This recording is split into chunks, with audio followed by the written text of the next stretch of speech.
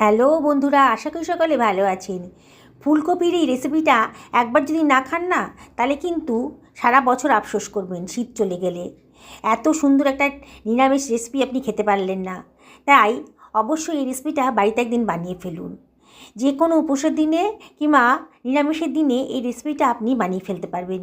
লুচি, রুটি, পরোটা, পোলাও যার সাথেই খান না কেন একেবারে জাস্ট জমে যাবে। আমি এখানে একখানা ফুলকপি নিয়ে নিয়েছি, মাঝারি সাইজের ফুলকপি, আগে থেকে ধুয়ে পরিষ্কার করে নিয়েছি। এবার ফুলকপিগুলোকে আমি একটু টুকরো টুকরো করে কেটে নিচ্ছি। দেখুন আমি কীভাবে ফুলকপিগুলো টুকরো করে কেটে নিলাম। খুব বেশি বড়ও করিনি আর খুব বেশি ছোটও হয়নি। ফুলকপির ভেতরে কিন্তু অনেক পোকামাকড় থাকে, তাই ফুলকপিটাকে অবশ্যই একটু জলে ভাপিয়ে নেবেন।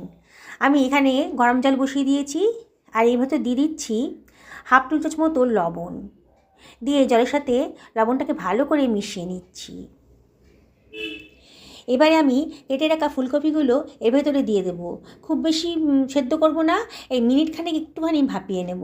তাহলে ফুলকপিটাও বেশ নরম হয়ে যাবে আর ভেতরে পোকামাকড়গুলোও কিন্তু মরে যাবে। গ্যাস অম্বলটাও কিন্তু অনেকটাই কম হবে এইভাবে যদি ভাপিয়ে রান্না করেন। 1 মিনিট বাদে আমি একটা স্ট্রেনারের সাহায্যে ফুলকপিগুলো জল থেকে তুলে অন্য একটা পাত্রের ভেতর রেখে দিলাম। এর ভেতর দিয়ে দিচ্ছি হাফ টেবিল চামচ মতো হলুদের গুঁড়ো, হাফ টেবিল চামচ মতো ধনের গুঁড়ো, হাফ টেবিল চামচ মতো জিরের গুঁড়ো, আর দিয়ে দিচ্ছি হাফ টেবিল চামচ মতো লঙ্কার গুঁড়ো। এর ভেতরে আমি দিয়ে দেব হাফ টেবিল চামচ মতো লবণ। এবারে এর ভেতরে আমি দিয়ে দিচ্ছি 1.5 টেবিল চামচ মতো বেসন। এবারে আমি সব কিছু ভালো করে মিশিয়ে নেব। দেখুন বাটিটা ধরে একটু ঝাঁকা দিচ্ছি, তাহলে কিন্তু মশলাগুলো ফুলকপির সঙ্গে ভালো করে মিশে যাচ্ছে। প্রতিটা ফুলকপির টুকরোর সাথে যেন মশলাটা খুব ভালো করে কোট হয়ে যায়, এটাই ভালো করে দেখতে হবে। দেখুন সুন্দর করে আমি মশলার সাথে ফুলকপিগুলো মিশিয়ে নিয়েছি, সরিয়ে রাখলাম। আমি একটা মশলা বানিয়ে নেব। মিক্সার গ্রাইন্ডারের ভেতর একখানা টমেটো দিয়ে দিয়েছি, কুচি করে কেটে দিয়ে দিলাম। এবার তো দিয়ে দিচ্ছি 1.5 ইঞ্চি পরিমাণ আদা, আর দিয়ে দিচ্ছি 2খানা কাঁচা লঙ্কা, হাত দিয়ে ভেঙে টুকরো করে দিয়ে দিচ্ছি। এবারে আমি এর ভেতর দিয়ে দেব 2 টেবিল চামচ মতো টক দই, আর বাটি ধুয়ে সামান্য একটু জলও দিয়ে দিলাম। এবার আমি এটাকে একটা স্মুথ পেস্ট বানিয়ে নেব। দেখুন কত সুন্দর একটা পেস্ট তৈরি হয়ে গেছে, সরিয়ে রাখলাম। কড়াইটা গরম করতে দিয়ে দিয়েছি। এর ভেতর দিয়ে দিচ্ছি 2 টেবিল চামচ মতো সর্ষের তেল। আজকে সর্ষের তেলেই রান্নাটা করব। তেলটাকে খুব ভালো করে গরম করে নেব। তেলটা যখন বেশ গরম হয়ে গেছে, তখন আমি ম্যারিনেট করা ফুলকপিগুলো এর ভেতর দিয়ে দিচ্ছি। সাথে সময় থাকলে এই ম্যারিনেট করা ফুলকপিগুলোকে মিনিট 5-6 রেখে দেবেন, তাহলে দারুণ সুন্দর টেস্টটা আসবে। এবার কিছুটা ফুলকপি টুকরো আমি দিয়ে দিলাম তেলের ভেতরে, একটু নাড়াচাড়া করে নিচ্ছি। আবারও বাকি ফুলকপির টুকরোগুলো দিয়ে দেব। একবারে পুরোটা দেব না, অল্প অল্প করে দেব আর একটু নাড়াচাড়া করে নেব। তাহলে সুন্দর করে তেলের সাথে ফুলকপির টুকরোগুলো ভালো করে মিশে যাবে। বাকি ফুলকপির টুকরোগুলো একবারে দিয়ে দিচ্ছি।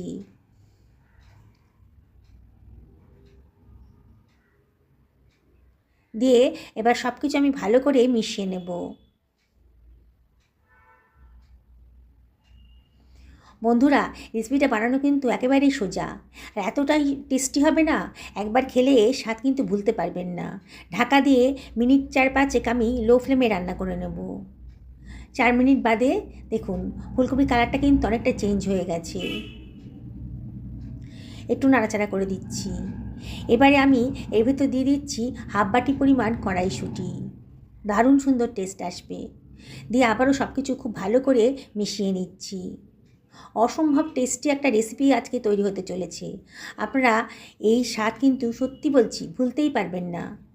আর বানানোটা কতটা সোজা আপনারা যখন দেখবেন পুরো ভিডিওটা তাহলে বুঝতে পারবেন। আমি সব কিছু আবারও খুব ভালো করে মিনিট খানেক নাড়াচাড়া করে নেব।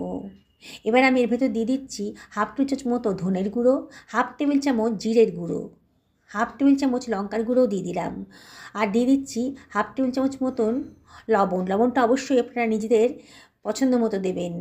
আগে কিন্তু আমি ফুলকপিটা ম্যারিনেশন করার সময় অনেকটাই লবণ দিয়ে দিয়েছিলাম। এবার সব কিছু ভালো করে ফুলকপির সাথে মিশিয়ে নিচ্ছি। গ্যাসের ফ্লেমটা মিডিয়াম টু লোতে রেখেছি। অনবরত কিন্তু নাড়তে হবে, নাহলে কিন্তু পোড়া লেগে যেতে পারে।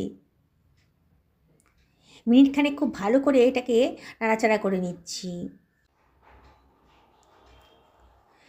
মিনিটখানেক বাদে আমি বেটে রাখা মশলার পেস্টটা দিয়ে দিলাম। গ্রাইন্ডারটা ধুয়ে অল্প জলও দিয়ে দিলাম, দিয়ে আবারও সব কিছু খুব ভালো করে মিশিয়ে নিচ্ছি। গ্যাসের ফ্লেমটা আবারও মিডিয়াম টু হাইতে করে দিয়েছি, দিয়ে অনবরত কিন্তু নাড়তে হবে।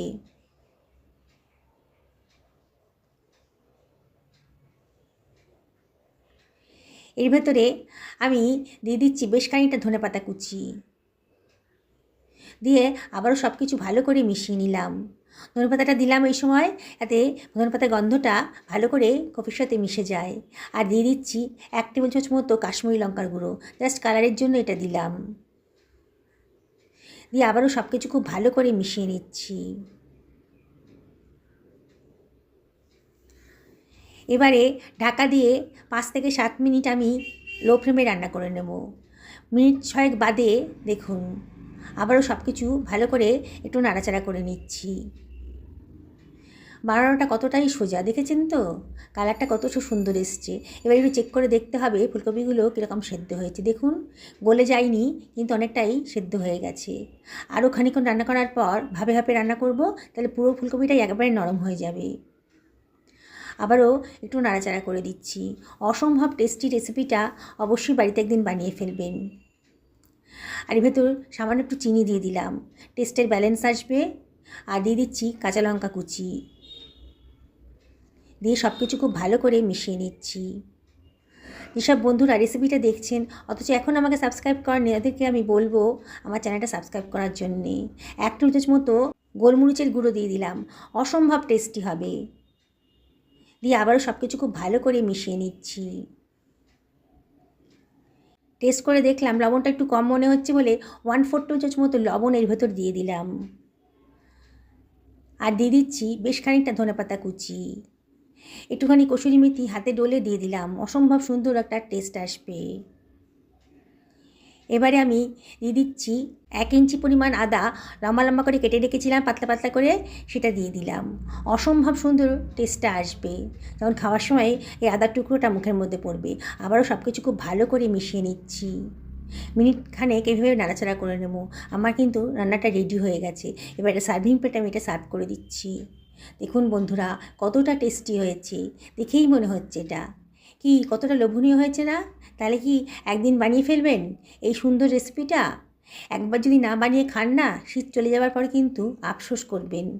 এত সুন্দর একটা টেস্টি রেসিপি আপনি খেতে পারলেন না। শীতের ফুলকপি স্বাদই আলাদা।